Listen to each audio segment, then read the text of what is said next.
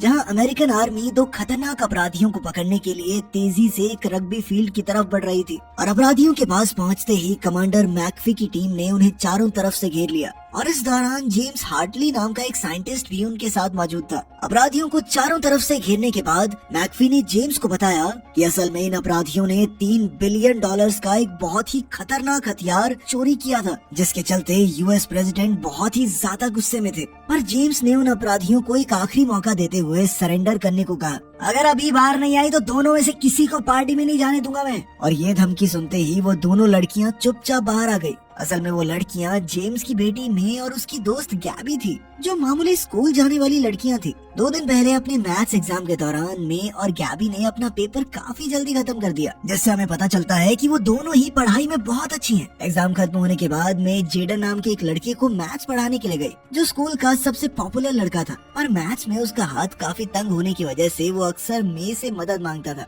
अपनी इस personal class के दौरान जेडन ने मे से पूछा कि क्या वो इस बार होम कमिंग पार्टी में आएगी। इस पर मे ने कहा कि शायद आ जाऊं शायद नहीं, लेकिन जेडन कहने लगा कि ऐसे नहीं चलेगा, तुम्हें आना है। उसके कहने के ढंग से मे को लगने लगा कि शायद जेडन उसके साथ इस पार्टी में जाना चाहता है। लेकिन जब वो गैबी को ये बात बता रही थी तो जेडन की गर्लफ्रेंड नेव ने उनकी बातचीत सुन ली और फिर वो सबके सामने मे की बेइज्जती करने लगी। जेडन भी ज्यादा कुछ तो नहीं बोल पाया, पर फिर भी उसने थोड़ा बीच बचाव किया। सबके सामने अपनी इज्जत बचाने के चक्कर में मे ने भी कह दिया कि मेरा भी बॉयफ्रेंड है, ठीक है, एल्बर्ट नाम है उसका, इतना सेक्सी है कि एक बार ही देख लेगी ना तो तू पागल हो जाएगी।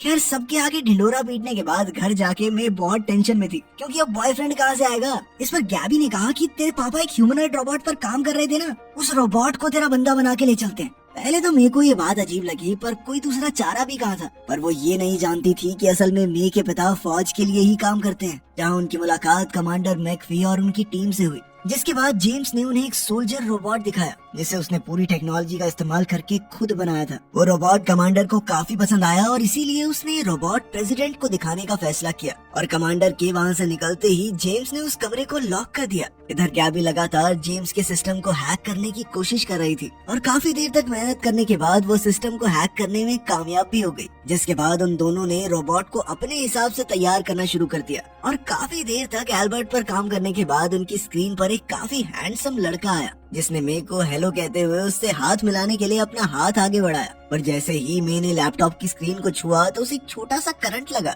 जिसके चलते लैब में वो रोबोट भी अब एल्बर्ट बनने के लिए फ्लूइड में चला गया। इधर मे और गैबी को जलने की बदबू आई और जब वो उस बदबू का पीछा करते हुए नीचे आए तो उन्होंने देखा कि जेम्स के कंप्यूटर में कई सारे धमाके हो रहे थे और ये देखकर दोनों तुरंत ही समझ गए कि उन्होंने कुछ तो गड़बड़ कर दी है। और तभी उन्हें किसी के उस तरफ आने की आवाज सुनाई दी, जिसे सुनते ही गैबी ध्यान भटकाने के लिए ऑफिस से बाहर चली गई, जहाँ उसकी मुलाकात मे के भाई ब्रैड से हुई, जिसने गैबी को वहाँ देखते ही पूछा कि आखिर वो उसके पापा के ऑफिस में क्या कर रही है। और जैसे ही गैबी उसे इग्नोर मारते हुए वापस अंदर जाने लगी तो ब्रैड ने उसका रास्ता रोक लिया और उसका कहना था कि वो उसे अंदर तभी जाने देगा जब वो उसके साथ होम कमिंग पर जाने के लिए मान जाएगी। पर गैबी इस बात के लिए बिल्कुल तैयार नहीं थी। पर जैसे ही उन्हें बाहर जेम्स की गाड़ी की आवाज सुनाई थी तो ब्रैड ने कहा कि फिर मैं पापा को बता दूंगा तेरे और मे के बारे में। जिसके बाद गैबी तुरंत ही उसके साथ जाने के लिए मान गई। उधर लैब में सभी सर्वर्स क्रैश हो गए थे, क्योंकि अब वो रोबोट पूरी तरह से एल्बर्ट बन चुका था और अब वो पूरी रफ्तार से वहाँ से भाग निकला।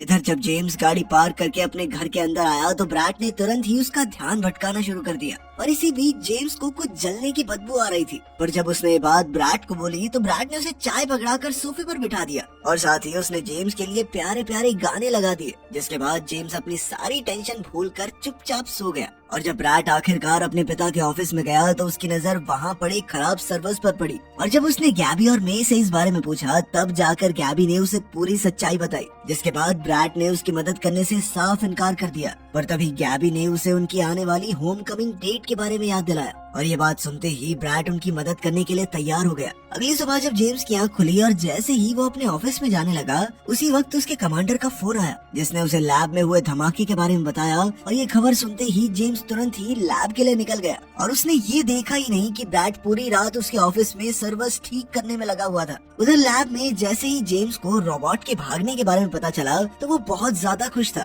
क्योंकि आखिरकार उसका रोबोट इतने सालों की मेहनत के बाद ठीक से काम कर रहा था। उधर जैसे ही मे और गैबी स्कूल पहुंचे तो नेव ने उन्हें बताया कि उसने एल्बर्ट को सोशल मीडिया पर फ्रेंड रिक्वेस्ट भेजी है ताकि वो मे के झूठ को पकड़ सके। ये देखकर मे और गैबी काफी हैरान थे, पर नेव का कहना था कि उन्होंने एल्बर्ट की एक झूठी प्रोफाइल बनाई होगी ताकि वो अपनी बात सच साबित कर सके। इधर लड़कियां झगड़ ही रही थी कि तभी एल्बर्ट ने लैम्बोर्गिनी में एंट्री मारी और उसकी गाड़ी से उतरते ही सभी लोगों का ध्यान उसकी तरफ खिंच गया। एल्बर्ट हूबहू बिल्कुल वैसा ही था जैसा गैबी ने उसे प्रोग्राम किया था और ये देखकर वो काफी हैरान थी कि तभी नेव ने एल्बर्ट से उसके और मे के रिश्ते के बारे में पूछा। इस पर एल्बर्ट ने जवाब दिया कि वो दोनों एक दूसरे से काफी ज्यादा प्यार करते हैं। ये जवाब सुनकर नेव अंदर तक जल गई और वहाँ खड़ी बाकी लड़कियाँ एल्बर्ट की पूरी तरह दीवानी हो गई। उस दिन का स्कूल शुरू होते ही मे ने अपना ज्यादातर समय एल्बर्ट के साथ ही बिताया, जिसके चलते गैबी खुद को काफी अकेला महसूस कर रही थी और इसीलिए उसने इस बारे में एल्बर्ट से बात की, जिस पर एल्बर्ट ने उसे बताया कि वो अपना मिशन पूरा करते ही चुपचाप वहाँ से निकल जाएगा और उसका मिशन था मे के साथ बेहतरीन रोमांटिक पल बिताना। उसी दिन फुटबॉल प्रैक्टिस के दौरान एल्बर्ट ने 170 पुशअप मारकर जेडन का रिकॉर्ड भी तोड़ दिया, जिसे देखकर सभी लोग हैरान थे और उसकी ये ताकत देखकर कोच ने उसे एक रग्बी बॉल पकड़ाई और उसे जितनी दूर तक हो सके उतनी दूर फेंकने को कहा। जिसके बाद एल्बर्ट ने वो बॉल इतनी तेजी से फेंकी कि वो वहाँ खड़े एक लड़के को अपने साथ पीछे बने शेड में ले गई। उसी दिन स्कूल के बाद जब मे एल्बर्ट के साथ घर जाने लगी तो जेडन ने उसे उनकी पर्सनल क्लास के बारे में याद दिलाया, पर मे उसे क्लास के लिए मना करके सीधा एल्बर्ट की गाड़ी में बैठ गई। जिसके बाद एल्बर्ट मे और गैबी को एक पार्क में लेकर गया, जहाँ उसने मे से उसके साथ होम कमिंग पर जाने के लिए पूछा, और मे का मानना था कि वो इस लायक नहीं है और इसीलिए उसे हाँ बोलने में काफी झिझक हो रही थी। इसके बाद मैंने गैबी से पूछा कि क्या वो ठीक है, जिस पर गैबी ने जवाब दिया कि अब एल्बर्ट उन दोनों की दोस्ती के बीच में आ रहा है क्योंकि मे का सारा ध्यान सिर्फ एल्बर्ट पर ही रहता है। पर तभी एल्बर्ट ने गिटार लेकर मे के लिए गाना गाना शुरू कर दिया, जो मे को बहुत ही ज्यादा पसंद आया और वो एल्बर्ट के साथ होम कमिंग जाने के लिए तैयार हो गई। तभी गैबी को ब्रैड का फोन आया, जो कि बहुत ज्यादा घबराया हुआ था और उसने गैबी को जल्द से जल्द घर आने को कहा। उधर जेम्स को समझ नहीं आ रहा था कि आखिर उसका रोबोट चोरी कैसे हुआ, पर तभी उसे याद आया कि उसके घर पर भी इस सॉफ्टवेयर की एक कॉपी मौजूद थी।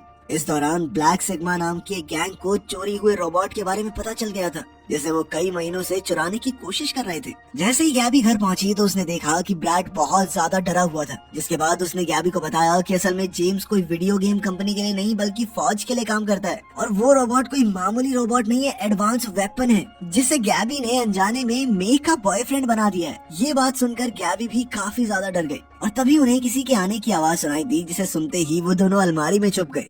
अगले ही सेकंड ब्लैक सिग्मा गैंग के आदमी जेम्स के ऑफिस में पहुंचे और एल्बर्ट का डेटा चोरी करने के बाद उन्होंने कंप्यूटर को तबाह कर दिया। पर चीजें और ज्यादा खराब तो तब हुई जब यूएस आर्मी की एक टीम भी वहां पहुंच गई और जेम्स के कंप्यूटर की हालत देखकर वो लोग तुरंत ही समझ गए कि ये काम ब्लैक सिग्मा गैंग का था। तब तक ब्रैड और गैबी ने लिविंग रूम में पढ़ाई करने का नाटक शुरू कर दिया था और जब जेम्स ने उनसे चोरी के बारे में पूछा तो उन्होंने ऐसा नाटक किया मानो उन्हें कुछ पता ही ना हो। जनरल को उनकी बातों पर भरोसा नहीं था और जब उसने दोबारा उनसे ये सवाल किया तो ब्रैड ने अपने पिता से पूछा कि आखिर ये वर्दी में आदमी कौन है। जेम्स हमेशा अपने बच्चों से अपने काम की असलियत छुपाना चाहता था और इसीलिए उसने जनरल को एक वीडियो गेम कंसल्टेंट के तौर पर इंट्रोड्यूस करवाया। लेकिन ब्रैड अब तक सच्चाई जान चुका था और उसे इस बात का गुस्सा भी था कि उसके पिता ने पिछले 5 साल से उनसे ये सारी बातें छुपा कर रखी थी। पर जैसे ही वो अपने पिता को सच्चाई बताने वाला था तभी गैबी किसी बहाने से उसे बाहर ले गई। उधर ब्लैक सिग्मा को भी अब तक एल्बर्ट के होम कमिंग मिशन के बारे में पता चल गया था और इसीलिए उन्होंने गैबी और ब्रैड का पीछा करने का फैसला किया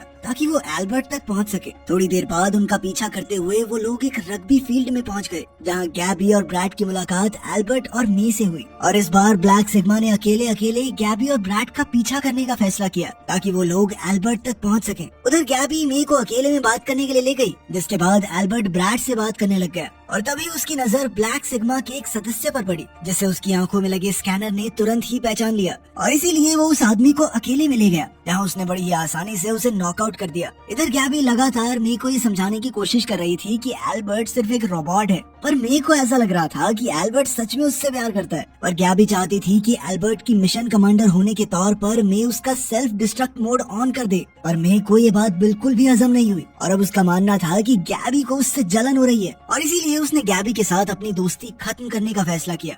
उधर ब्लैक सिग्मा के गैंग मेंबर्स को अपना साथी मिल गया था, जिसे एल्बर्ट ने बहुत बुरी तरह पीटा था और ये देखकर वो दोनों भी काफी घबरा गए थे और इसीलिए उन्होंने प्लान बी का इस्तेमाल करने का फैसला किया, जिसमें वो लोग एल्बर्ट को इलेक्ट्रोपल्स डिवाइस के जरिए बंद करने वाले थे ताकि वो उन्हें नुकसान न पहुंचा सके। उधर मैच के दौरान उनके स्कूल का एक खिलाड़ी घायल हो गया और अपनी टीम को हारते हुए देखकर कोच ने सोचा कि एल्बर्ट को खिलाना चाहिए, जिसके लिए एल्बर्ट तुरंत ही तैयार हो गया और मैच के वापस शुरू होते ही एल्बर्ट ने तेजी से गोल्स करना शुरू कर दिया। उसकी इस तेज रफ्तार को देखकर सभी लोग काफी हैरान थे। उधर जनरल को उन तीनों ब्लैक सिग्मा डीलर्स का पता चल गया था जिन्होंने जेम्स के घर में चोरी की थी। अभी पुलिस उन्हें पकड़ने का प्लान बना ही रही थी कि तभी एक पुलिस वाले ने उन्हें एल्बर्ट की वीडियो दिखाई जिसमें वो हवा में उड़ उड़ कर गोल कर रहा था और उस वीडियो को देखते ही जेम्स ने उसे पहचान लिया, पर वो उसे अपनी बेटी के साथ देखकर काफी हैरान था। उधर फील्ड पर एल्बर्ट लगातार काफी अच्छा खेल रहा था और ऑडियंस में भी सभी लोग उसके लिए चीयर कर रहे थे, जिसे देखकर नेव बहुत ज्यादा नाराज थी और वो बार बार उन्हें जेडन के लिए चीयर करने को कह रही थी। और जैसे ही एल्बर्ट ने आखिरी गोल करके अपनी टीम को मैच जिताया तो सभी टीम मेंबर्स ने उसे अपने कंधों पर बैठा लिया और तभी ब्लैक सिग्मा ने इलेक्ट्रोपल्स डिवाइस को ऑन करके फील्ड की सभी लाइट्स के साथ साथ एल्बर्ट को भी स्विच ऑफ कर दिया।